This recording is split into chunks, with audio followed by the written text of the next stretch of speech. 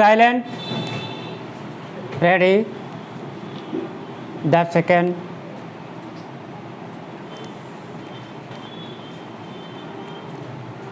Start. यह निराशाजनक है कि तमाम नियमों में संशोधन परिवर्तन के बाद भी वस्तुओं एवं सेवाओं पर कराधान की व्यवस्था यानी जीएसटी सरलीकरण से दूर है। जीएसटी लागू हुए 8 वर्ष होने वाले हैं, लेकिन एक बड़े कारोबारी वर्ग के लिए यह व्यवस्था जटिल ही बनी हुई है। जीएसटी लागू किया जाना एक क्रांतिकारी कदम था।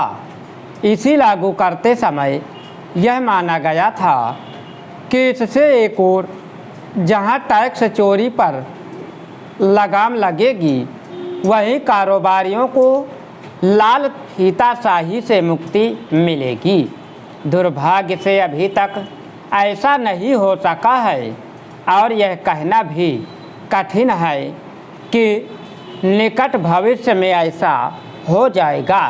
जीएसटी की जटिलता केवल इससे ही उजागर नहीं होती कि एक जैसे उत्पादों पर अलग अलग दरें हैं, बल्कि इससे भी होती है कि कारोबारियों को उसके कई प्राविधानों को समझने के लिए विशेषज्ञों की सहायता लेनी पड़ती है।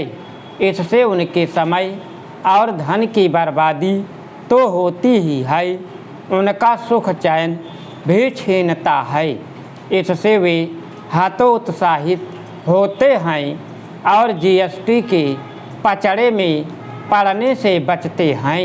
यदि जीएसटी चोरी के मामले थमने का नाम नहीं ले रहे हैं, तो इसका एक कारण इस व्यवस्था के जटिल नियम भी हैं। जीएसटी के जटिल बने रहने का एक बड़ा कारण नौकरशाही का रवैया है, जो उलझाने वाले तौर तरीके अपनाने में माहिर है। वह विसंगतियां दूर करने के नाम पर ऐसे तरीके अपनाता है जिससे सरल चीज़ें भी कठिन हो जाती हैं।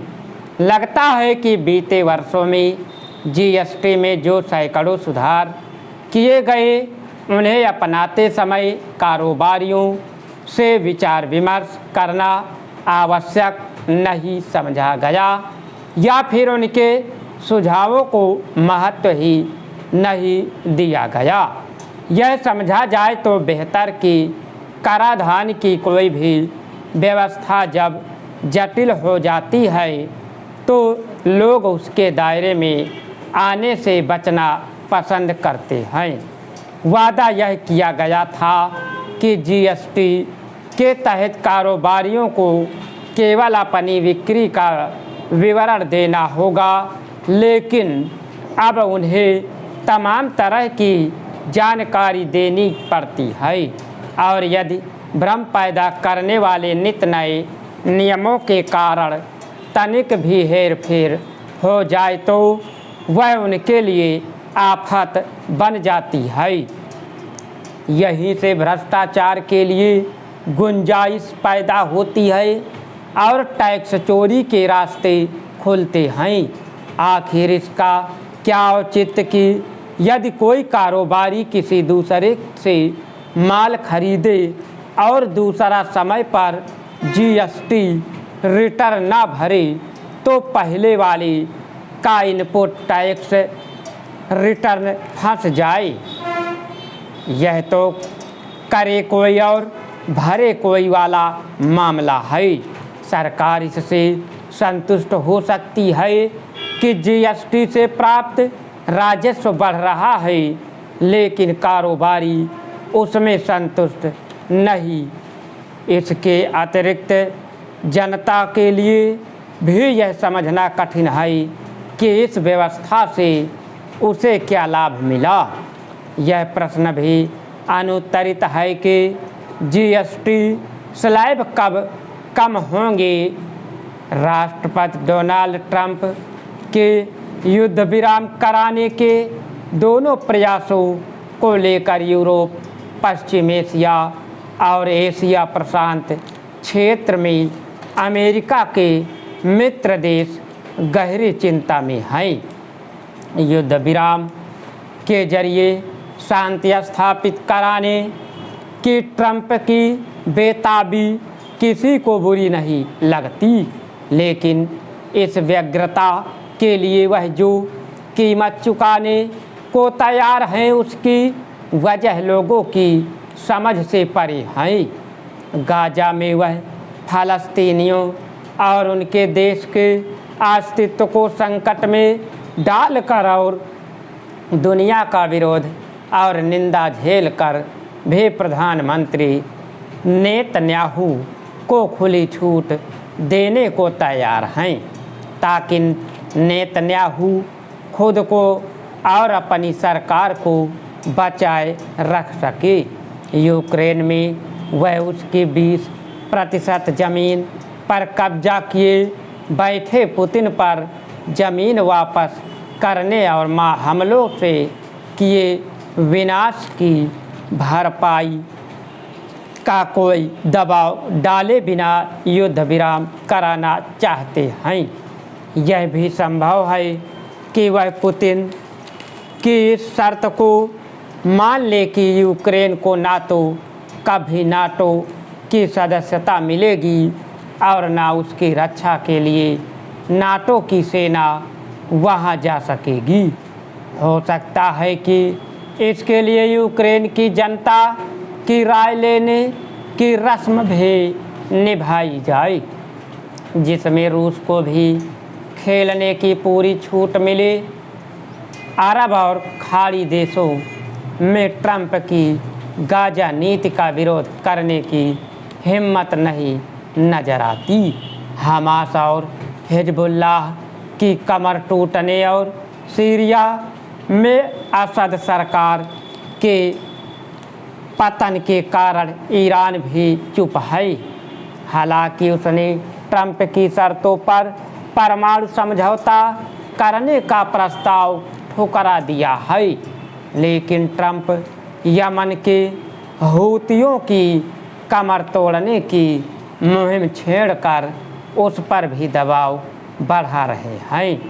पुतिन के साथ संबंध बहाल होने के बाद संभव है कि ईरान पर रूस का भी दबाव डलवाया जाए, लेकिन पुतिन से शांति के लिए यूरोप के देश यूक्रेन की बलि देने को तैयार नहीं हैं।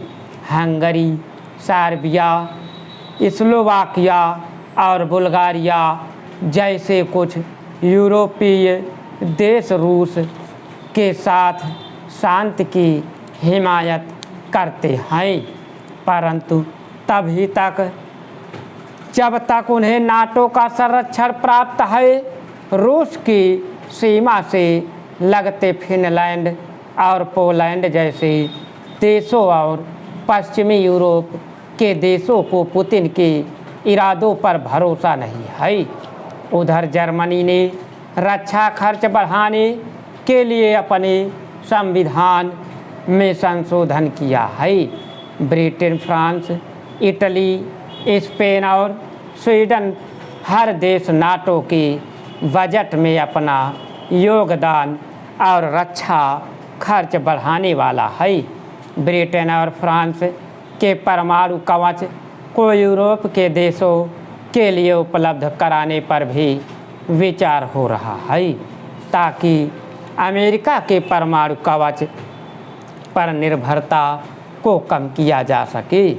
इसके विपरीत ट्रंप परमाणु हथियारों के अप्रसार की मुहिम छेड़ना चाहते हैं। रूस के साथ संबंध बहाल करने के पीछे भी उनका एक उद्देश्य परमाणु अप्रसार की प्रक्रिया को फिर से शुरू करना है।